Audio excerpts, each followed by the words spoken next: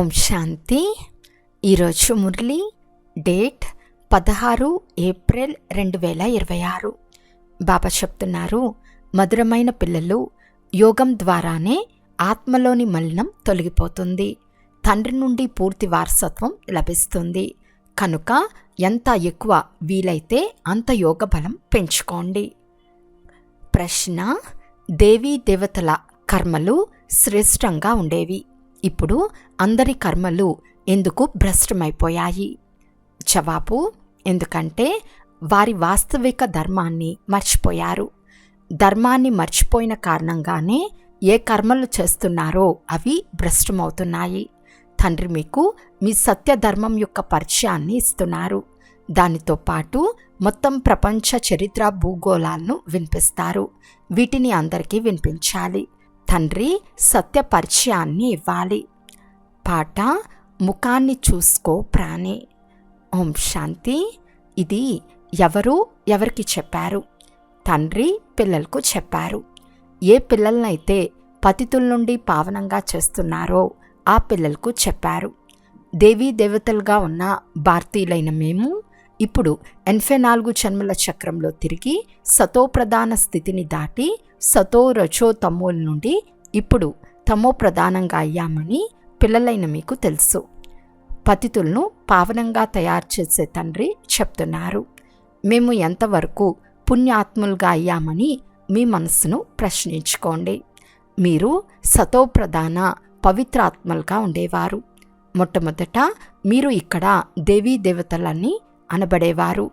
దానిని ఆది సనాతన దేవీ దేవతా ధర్మం అని అంటారు. ఇప్పుడు ఏ భారతవాసులు తమను తాము దేవీ దేవతా ధర్మం వారిగా చెప్పుకోరు. హిందూ అనున్నది ఏ ధర్మము కాదు. కానీ పతితులైనందున స్వయాన్ని దేవతలుగా చెప్పుకోలేరు. సత్యుగంలో దేవతలు పవిత్రంగా ఉండేవారు. పవిత్ర ప్రవృత్తి మార్గం ఉండేది. యథా రాజారాణి తథా ప్రజ, అందరూ పవిత్రంగా ఉండేవారు. భారతీయులకు తండ్రి స్మృతినిప్పిస్తున్నారు. పవిత్ర ప్రవృత్తి మార్గం వారైన మీరు ఆది సనాతన దేవీ దేవతా ధర్మం వారిగా ఉండేవారు. దానిని స్వర్గం అని అంటారు. అక్కడ ఒకే ధర్మం ఉండేది. మొదట నెంబర్ మహారాజా మహారాణి లక్ష్మీనారాయణులు, వారి వంశం కూడా ఉండేది. భారతదేశం చాలా సంపద కలిగి ఉండేది. అది సత్యుగం. తర్వాత త్రేతాలోకి వచ్చారు. అప్పుడు కూడా పూజ్య దేవీ దేవతలు లేక క్షత్రియులు అని అనబడేవారు. అది లక్ష్మీనారాయణల రాజ్యం. ఇది త్రేత, సీతారాముల రాజ్యం. వారి వంశం కూడా నడిచింది. క్రైస్తవుల్లో ఎడ్వర్డ్ ద ఫస్ట్, సెకండ్ ఉన్నారు కదా, అలా నడుస్తుంది. భారతదేశంలో కూడా అలాగే ఉండేది. 5000 సంవత్సరాల విషయము అనగా 5000 సంవత్సరాల క్రితం భారతదేశంలో ఈ లక్ష్మీనారాయణ రాజ్యం ఉండేది. కానీ వారు ఈ రాజ్యాన్ని ఎప్పుడు ఎలా పొందారో ఎవరికి తెలియదు. అదే సూర్యవంశ రాజ్యం మళ్ళీ చంద్రవంశంలోకి వచ్చింది. ఎందుకంటే పునర్జన్మలు తీసుకుంటూ మెట్లు దిగాలి. ఈ భారతదేశ చరిత్ర భూగోళాలు ఎవరికి తెలియదు. తండ్రి రచయిత కనుక వారు తప్పకుండా సత్యుగ నూతన ప్రపంచ రచయిత. తండ్రి చెప్తారు, పిల్లలు, మీరు 5000 సంవత్సరాల క్రితం స్వర్గంలో ఉండేవారు. ఈ భారతదేశం స్వర్గంగా ఉండేది. తర్వాత నరకంలోకి వచ్చారు. ప్రపంచానికి ఈ విశ్వ చరిత్ర భూగోళాలు తెలియవు.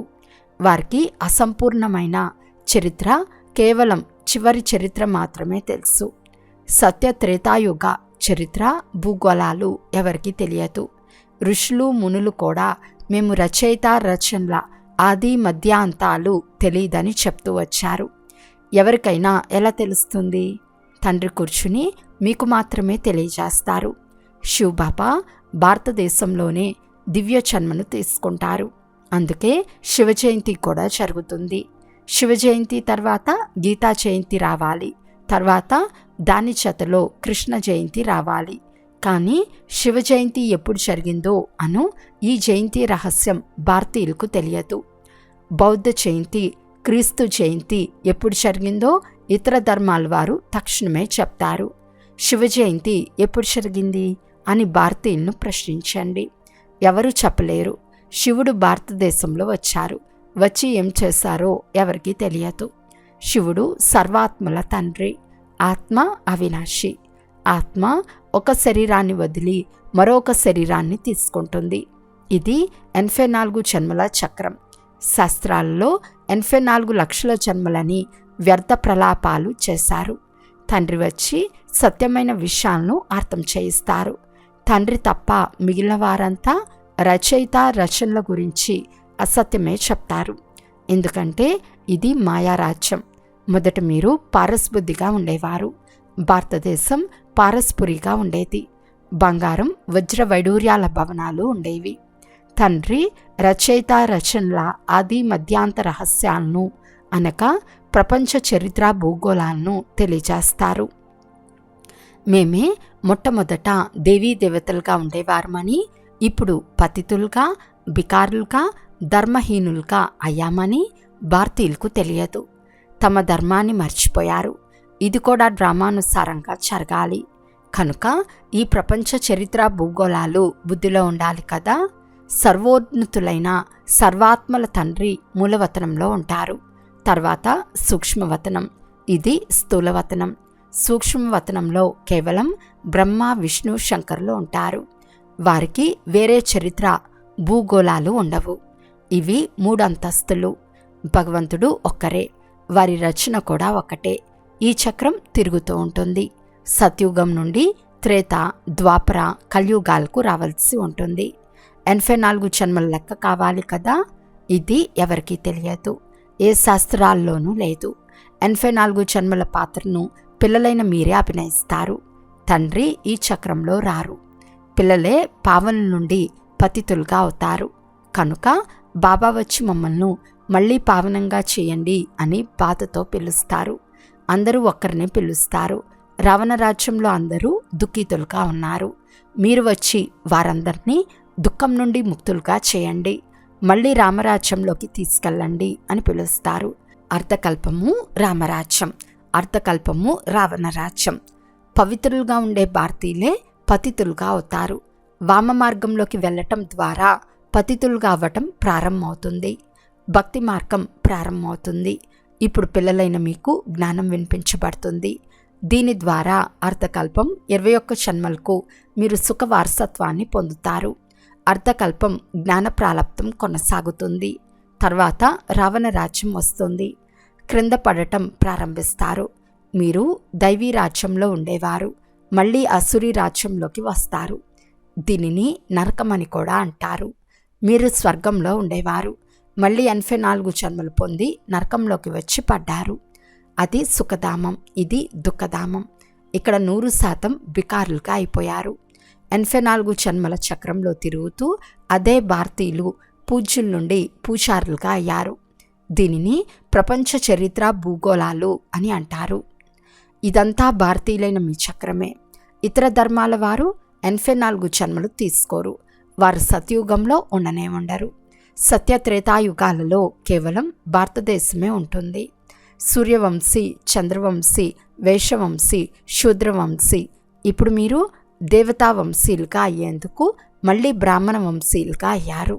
ఇవి భారతదేశ వర్ణాలు. ఇప్పుడు మీరు బ్రాహ్మణులు కాగుట వలన ఆస్తిని తీసుకుంటున్నారు. తండ్రి మిమ్మల్ని 5000 సంవత్సరాల క్రితం వలె చదివిస్తున్నారు. కల్పకల్పం మీరు పావనులై మళ్ళీ పతితులుగా అవుతారు. సుఖధామానికి వెళ్ళి మరలా దుఃఖధామంలోకి వస్తారు. మళ్ళీ శాంతిధామంలోకి వెళ్ళాలి. దానిని నిరాకార ప్రపంచమని అంటారు. ఆత్మ అంటే ఏమిటో, పరమాత్మ ఎవరో మనుషులెవరికీ తెలియదు. ఆత్మ కూడా ఒక నక్షత్ర సమాన బిందువే. బ్రుకుటి మధ్యలో మెరుస్తున్న నక్షత్రమని అంటారు. ఒక చిన్న బిందువు. దానిని దివ్య దృష్టి ద్వారా చూడవచ్చు. వాస్తవానికి దానిని నక్షత్రం అని కూడా అనరాదు. నక్షత్రం చాలా పెద్దది. కేవలం దూరంగా ఉన్న కారణంగా చిన్నదిగా కనిపిస్తుంది. అలా కేవలం ఒక ఉదాహరణగా ఇవ్వబడుతుంది.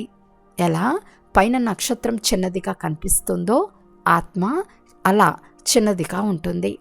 తండ్రి ఆత్మ కూడా ఒక బిందువులా ఉంటుంది. దానిని సుప్రీం ఆత్మ అని అంటారు. వారి మహిమ వేరు. మనుష్య సృష్టి చైతన్య బీజరూపులైన కారణంగా వారిలో పూర్తి జ్ఞానమంతా ఉంది. మీ ఆత్మలో కూడా ఇప్పుడు జ్ఞానం లభిస్తున్నది. ఆత్మయే జ్ఞానాన్ని గ్రహిస్తున్నది.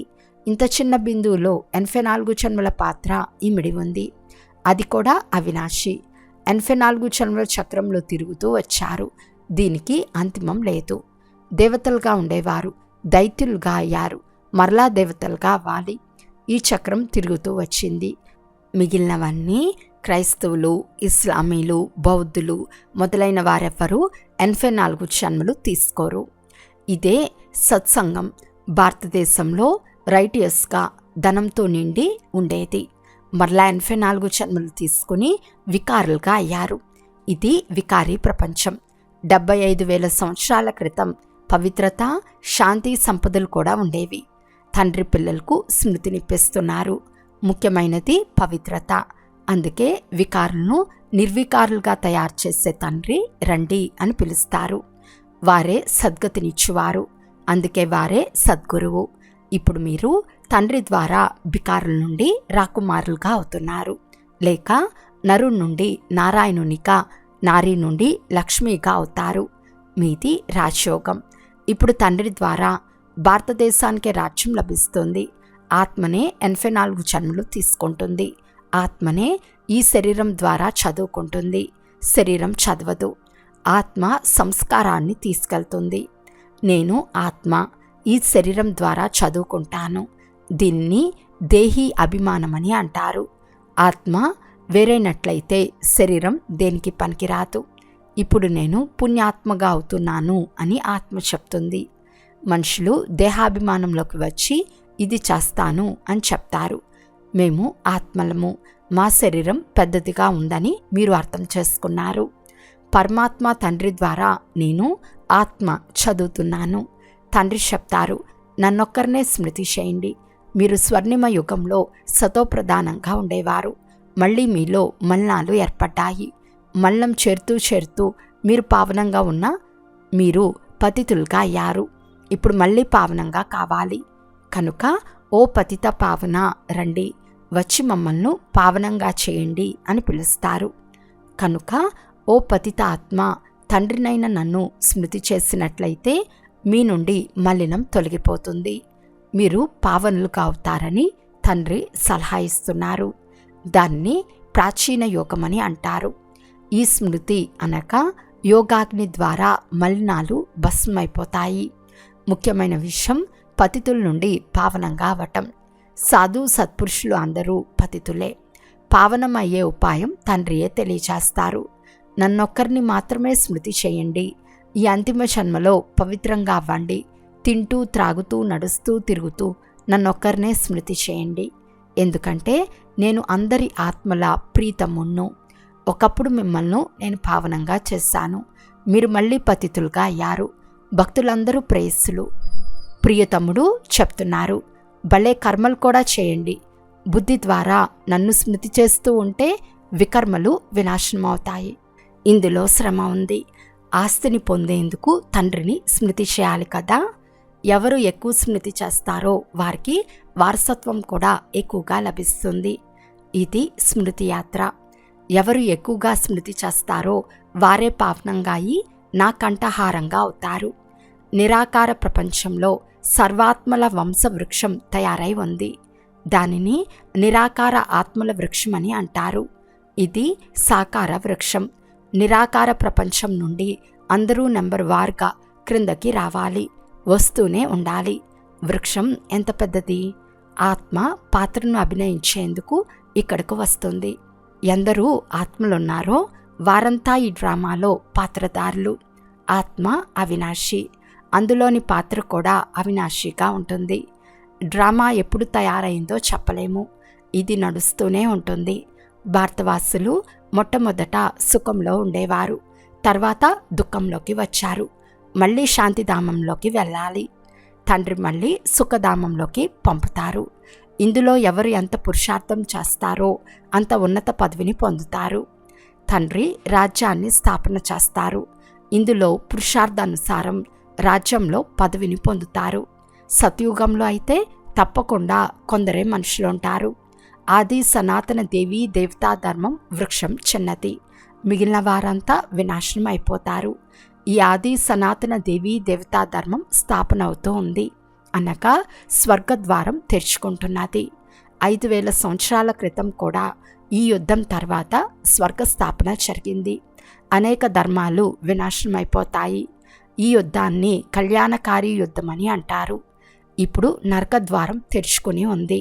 తర్వాత స్వర్గద్వారం తెరవబడుతుంది. స్వర్గద్వారాన్ని తండ్రి తెరుస్తారు. నరకద్వారంను రావణుడు తెరుస్తాడు. తండ్రి ఆస్తినిస్తారు, రావణుడు శాపమిస్తాడు. ఈ విషయాలు ప్రపంచానికి తెలియవు. పిల్లలైన మీకు అర్థం చేయిస్తాను. విద్యాశాఖ మంత్రి కూడా అనంతమైన జ్ఞానం కావాలని కోరుకుంటాడు. దానిని మీరు మాత్రమే ఇవ్వగలరు. కానీ మీరు గుప్తంగా ఉన్నారు. మిమ్మల్ని గుర్తించనే లేరు. మీరు యోగ బలం ద్వారా మీ రాజ్యాన్ని తీసుకుంటున్నారు. లక్ష్మీనారాయణులు ఈ రాజ్యాన్ని ఎలా పొందారో మీకు తెలుసు. దీన్ని పురుషోత్తమ కళ్యాణకారి యుగమని అంటారు. ఇప్పుడే తండ్రి వచ్చి పావనంగా చేస్తారు. అందరూ కృష్ణుని తండ్రి అని అనరు. తండ్రి అని నిరాకారుణ్ణే అంటారు. ఆ తండ్రినే స్మృతి చేయాలి. పావనంగా కూడా అవ్వాలి. వికారాలను తప్పకుండా వదలాల్సి వస్తుంది. భారతదేశం నిర్వికారి సుఖధామంగా ఉండేది. ఇప్పుడు వికారి దుఃఖధామంగా అయింది. విలువలేనిదిగా పైసాకు కొరగాకుండా ఉంది. ఇది డ్రామా ఆట. దీనిని బుద్ధిలో ధారణ చేసి ఇతరులతో కూడా ధారణ చేయించాలి.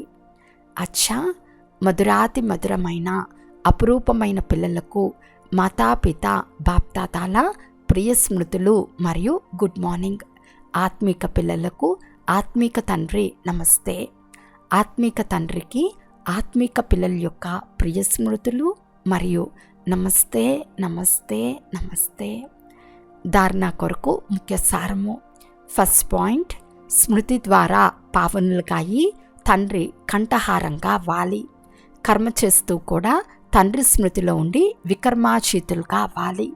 సెకండ్ పాయింట్, పుణ్యాత్ములుగా అయ్యే పూర్తి పురుషార్థం చేయాలి. దేహాభిమానాన్ని వదిలి దేహీ అభిమానులుగా అవ్వాలి. ఈరోజు వరదానము. మీ బుద్ధి రూపీ నేత్రాన్ని స్పష్టంగా కేర్ఫుల్గా ఉంచుకునే మాస్టర్ నాలెడ్జ్ఫుల్ పవర్ఫుల్ భవ. ఎలాగైతే జ్యోతిష్యులు తమ జ్యోతిష జ్ఞానం ద్వారా, గ్రహాల జ్ఞానం ద్వారా రాబోయే ఆపదలను తెలుసుకుంటారో, అలా పిల్లలైన మీరు అడ్వాన్స్గానే మాయ ద్వారా రాబోయే పరీక్షలను తెలుసుకుని పాస్ విత్ హానర్గా అయ్యేందుకు మీ బుద్ధిరూపీ నేత్రాన్ని క్లియర్గా చేసుకోండి. కేర్ఫుల్గా ఉండండి. రోజు రోజుకు స్మృతిని లేక సైలెన్స్ శక్తిని పెంచుకుంటే ఈరోజు ఏదో జరగబోతుంది అని ముందే తెలిసిపోతుంది. మాస్టర్ నాలెడ్జ్ఫుల్ పవర్ఫుల్గా అయినట్లయితే ఎప్పుడు ఓటమి జరగదు. స్లోగన్: పవిత్రతే నవీనత. ఇదే జ్ఞానం యొక్క పునాది. అవ్యక్త సూచన: మహాన్గా అయ్యేందుకు మధురత మరియు నమ్రత యొక్క గుణాన్ని ధారణ చేయండి. పిల్లలైన మీ నడవడికలో మధురత మరియు మనస్సులో బేహద్ వైరాగ్య వృత్తి ఉండాలి. ఈ 2 స్మృతులు ఉంటే పాస్ విత్ హానర్గా అయిపోతారు. మధురత మరియు నమ్రత, ఈ 2 విశేష ధారణల ద్వారా సదా విశ్వ కళ్యాణకారులు, మహాదానులు, వరదానులుగా అయిపోతారు. అంతేకాక సహజంగానే స్నేహానికి రుజువును ఇవ్వగలరు. అచ్చా, ఓం శాంతి.